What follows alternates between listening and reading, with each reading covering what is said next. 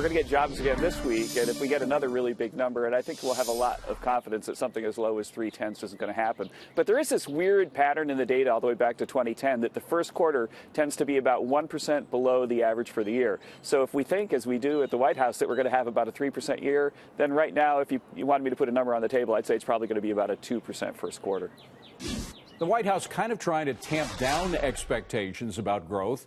A new Wall Street Journal NBC poll showing President Trump's job approval ticking up, with just 33% of Americans expecting a recession in the next year.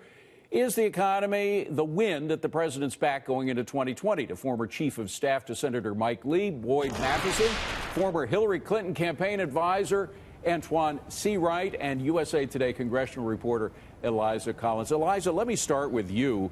It is kind of interesting to hear Kevin Hassert kind of tamping down expectations. Most of the while, you listen to Larry Kudlow or the president himself, and I mean, they build up the economy to very big highs. Kevin seems to be doing just the opposite. He does, and I think that's because they're looking ahead and looking at these numbers. The president can talk all he wants about a very strong economy, but they do need the numbers. People need to be actually feeling that in order for them to move forward in it to help Republicans going into 2020. But we saw the economy was very strong in 2018, and that was not what voters were voting on, much to Republicans' disappointment.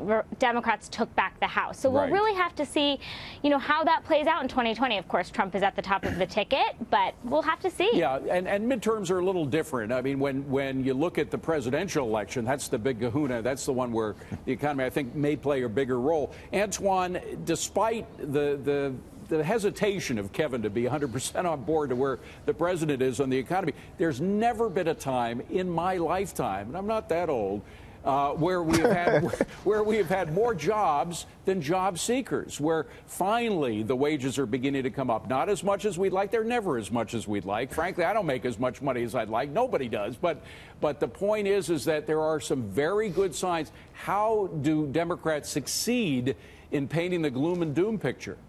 Well, we don't, and I don't think we've ever had what Democrats have talked about. While the economy, yes, is doing well for some, the economy is not doing well for all. And what you have is a real case of the have versus the have-nots. The haves are doing well, but when continue to do well. The haves are 70% of the economy, that's a pretty good thing, no? Again, the have-nots are not doing so well. And what you have is you have people, forget about trying to make ends meet. There are people in this economy who are putting two ends together, hoping they will meet. And so if I'm the Democrats, you know what? Republicans blew their horn, they sang their praises about the economy, but what the American people want, and they laid it out very clearly, is they want to talk about quality of life issues and fix some of the real problems. Because you can have a job, but if rising health care is a cost, it's going to take all of your money to pay your health care bills. They want to talk about education. They want to talk about wages. They want to talk about the things that really kitchen table and cabinet issues, and I think that's what Democrats have to talk about. And there are issues. There's no question. Health care is one of them. But Boyd, again, you listen to Antjuan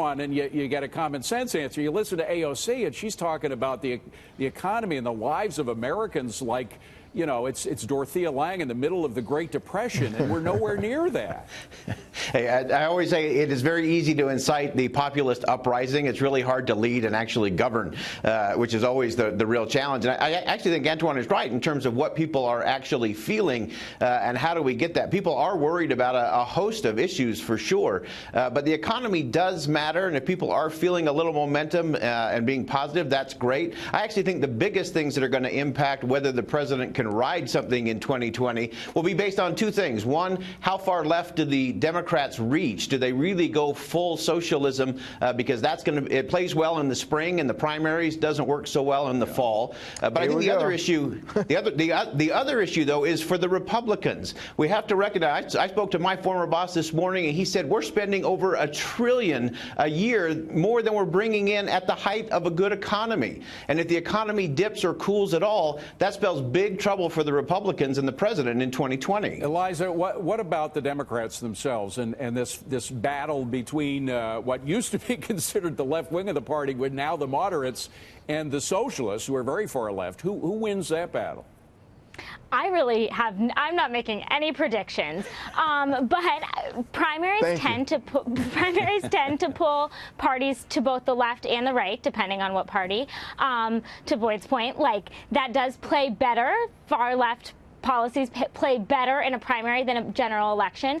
But I think it'll come down to the president and whether voters agree with him and support him or want something new. Antjuan, what about the convention itself? When you get past the primaries to the convention, when they're ready to hone in on a particular candidate, no matter who it is, a lot of people, particularly if the socialists are left out in the cold, the Democrats are going to lose a strong win of the party. So they're going to have to put something in their convention platform, aren't they, to satisfy the socialists? What is that going to be?